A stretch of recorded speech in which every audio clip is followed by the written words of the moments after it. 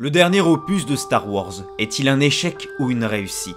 Entre grands succès financiers et grande déception de la part de nombreux fans de Star Wars, nous allons débattre, déchiffrer des lettres autour de ce film. Je tiens à vous rassurer les potos qu'il n'y aura aucun spoil durant cette vidéo.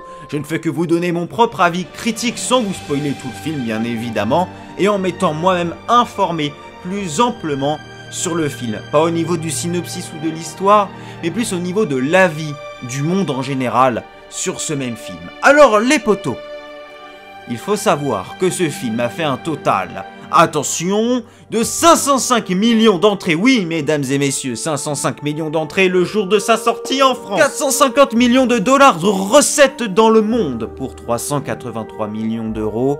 Merci le convertisseur en ligne. En un week-end dans le monde. Oh, les gars, c'est juste incroyable, ne nous le cachons pas. 450 millions de dollars en un week-end, c'est juste monstrueux. Et il faut savoir que la moitié des recettes viennent des États-Unis et du Canada, de l'Amérique du Nord. 220 millions de dollars, excusez-moi, ont été produits dans le pays d'origine. Le reste du monde, on n'a fait que la moitié, que ce soit l'Italie, que ce soit l'Allemagne, l'Angleterre, tous les pays d'Europe, on ne fait même pas la moitié des recettes. C'est pour vous vraiment vous situer un petit peu sur l'ampleur de ce film, le blockbuster incroyable. C'est juste un monstre ce film au niveau financier. Là, Disney sera amplement remboursé, même si on parle des produits dérivés. Les produits dérivés, ça va ne faire que accroître les revenus de Disney suite à la publication de ce dernier film. Il faut savoir que pour Star Wars 7, le réveil de la Force, ce film a fait un total de 10,5 millions d'entrées en France pour un total dans le monde de 2 milliards de recettes. 2 milliards de recettes, et encore à l'heure actuelle, je ne compte même pas les produits dérivés dedans. Comment vous dire que c'est juste monstrueux. Et si nous parlions des pubs, les potos? Si je vous prononce ces mots, le pouvoir de la French Touch. Oh putain, celle-ci on se l'est mangé un nombre incroyable de fois, que ce soit sur YouTube ou à la télé, les gars. Alors celle-ci on l'a vu, hein. Pub pour voiture, le mec en mode Luke Skywalker, avec la petite gonzesse en mode rail, les Stormtroopers à côté qui accompagnent une voiture. Oh là là, mon dieu, la pub on s'en est mangé. Mais clairement, que ce soit les jouets, que ce soit les pubs de voitures, que ce soit dans les magazines, pareil, on s'en est mangé. Mais vraiment à mort. Même Johnny Hallyday à côté, c'est rien comparé au nombre de pubs. Alors, à ce niveau-là, eux, ils sont déjà pas mal. Clairement, au niveau de la pub, là déjà, c'était sûr que grâce au nombre de communications qu'ils ont fait, la com qu'il y avait derrière, c'était sûr qu'ils ne pouvaient pas louper un petit peu les entrées du film. Là, ça c'est sûr. Mais, derrière tout ce bruit, derrière toute cette organisation, derrière, si je peux le dire de cette façon, ce grand théâtre artistique pour aller regarder Star Wars 8, est-ce que les attentes des fans ont été respectées? Est-ce que le contenu est à la hauteur des attentes des fans? Désormais, vous avez une pétition d'afficher à l'écran qui vient d'un site très réputé et très connu, change.org. Cette pétition a été créée par un Américain qui, selon ses revendications, souhaite striker le dernier épisode Star Wars 8. Donc cette pétition, vous voyez à l'écran, a réuni plus de 44 000 signatures à 10h54 précise, l'heure où j'ai pris le screen. Vous aurez le lien de la pétition dans la description de la vidéo. Mais le plus important dans cette pétition, en dehors du fait qu'il souhaite faire striker Star Wars 8, il revendique le fait qu'un nouveau film doit être tourné pour remplacer ce dernier. À tel point qu'il a été déçu du film et à tel point que de nombreux fans derrière ont signé la pétition, mais quoique, signer une pétition c'est facile, mais comprendre le contenu de cette pétition, ça l'est d'autant plus compliqué. Bon, ça sur 44 000, je m'attends pas à 44 000 mecs qui, je pense, sont en total accord avec ce qu'il dit. Pour ma part, je l'ai pas signé, je ne signerai jamais cette pétition, car elle est ridicule, elle n'aboutirait à rien. Sauf du fait où Disney tout simplement prendrait conscience, bon, conscience encore, j'ai du mal à y croire, parce qu'ils vivent un petit peu sur un petit nuage. Ils ont réussi leur coup, hein. C'était une réussite financière, hein. Ne nous le cachons pas. Un jeu vidéo, un film, le but c'est de faire de l'argent. Logiquement, eux, ils ont réussi leur coup. Mais après, est-ce que le contenu a plu dans cette pétition? On peut voir que non et que beaucoup de personnes derrière en sont déçues. Mais au niveau de ce film, et que nous partons un peu plus à l'aventure dans ce film, vous qui n'avez pas vu ce film, ou vous qui avez vu ce film, je ne vais pas spoiler bien évidemment dans cette vidéo, je le répète encore une fois, mais en tant qu'utilisateur, consommateur qui a regardé ce film, je tiens à dire plusieurs mots. Ce film a été très décevant pour bon nombre des fans de Star Wars. Luke Skywalker en aurait déçu beaucoup. Comme d'autres personnages justement, Leia, selon certaines scènes, d'autres comme Snoke selon certaines scènes, beaucoup de fans ont été déçus, d'autres ont jugé que ce film était un peu trop prématuré au début de ce même film. Mais au final, est-ce qu'il faut vraiment s'attarder sur ces petits détails? Car en fait les amis, ce ne sont que de petits détails. Il est vrai qu'à de certains passages du film, on se mange au tout début un gros nique ton père, on se mange ensuite un nouveau nique ton père, et un troisième nique ton père. Voilà, il y a plusieurs passages comme ça où on a plus l'impression que le réalisateur se moque de nous que d'autres, car ceux qui sont très fans du film, au final, sont malgré tout déçus. Comme d'autres qui, eux, ne connaissent pas nécessairement la saga Star Wars comme nous la connaissons en tant que très gros fans de Star Wars, ne seront pas forcément déçus.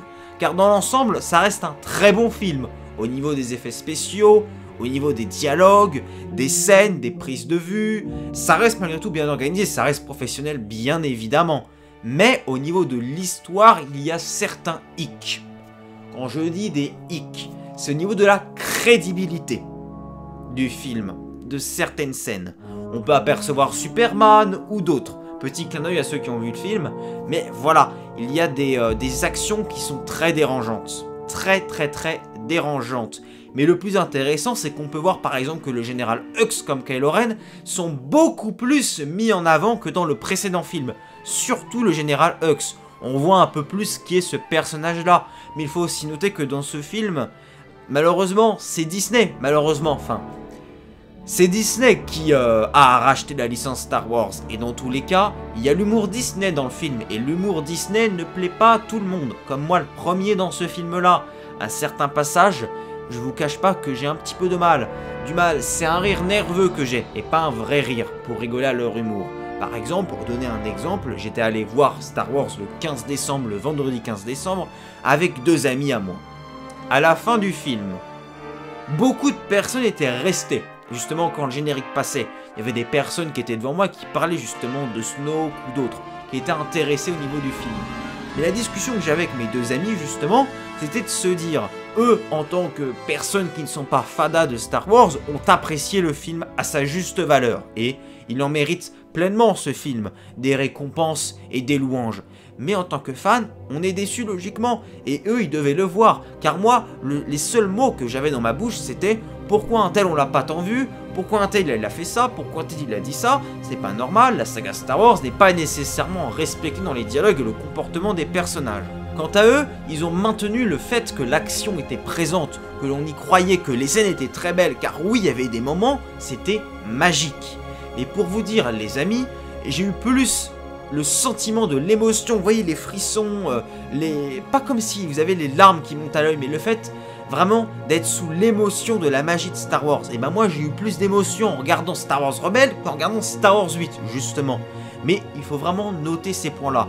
Il faut vraiment discerner ceux qui sont fans de Star Wars et ceux qui ne sont pas fans de Star Wars, qui sont de simples consommateurs ou utilisateurs de films en tout genre, que ce soit des films d'action, des films de romance ou autres, qui vont regarder Star Wars, ils vont avoir leur avis critique de personnes qui ne sont pas fadas à mort. Que ceux qui sont fadas, eh bien, limite, ils connaissent mieux le rôle de Luke Skywalker que le même acteur qui joue Luke Skywalker, Mark Hamill, comme il a déjà dit dans une interview, qu'il y a des fans qui le connaissent mieux lui-même que lui ne connaît Luke. Justement, c'est à ce moment-là, il faut vraiment aussi calmer les choses et être assez intelligent pour discerner un petit peu ce que l'on peut lire et même entendre sur l'univers Star Wars. Moi, je reste malgré tout fan de Star Wars, mais je sais relativiser et me remettre en question, surtout quand je viens de sortir du film et une semaine après. Ce qui fait qu'on peut mieux réfléchir à ce qu'on a vu et entendu. Car tout simplement, au final, en dehors de ce film, les points les plus importants, ce sont bien évidemment l'histoire, l'action, comment va se passer la suite, comment la résistance va-t-elle faire face au Premier Ordre, comment le Premier Ordre va réussir à éliminer la résistance, parce que c'est logiquement son objectif. Au final, on en revient à la même question. Comment va se passer le prochain épisode? Car au final, beaucoup de théories pourront aussi fleurir, moins que le 7 malheureusement. Est-ce que vous ne trouvez pas qu'on est peut-être un peu trop gâté? Est-ce qu'on n'est pas un peu trop enfant gâté? On est bien content quand Disney rachète Star Wars pour pouvoir produire de nouveaux films, que ce soit des spin-offs comme Rogue One dans le futur Han Solo ou Obi-Wan. On est content qu'ils sortent des films, mais pourquoi à chaque fois vomir quand ils sortent dessus? Pas tous bien évidemment, mais je pense à Star Wars 7, une grosse déception de la part de beaucoup de personnes, comme là le 8 aussi.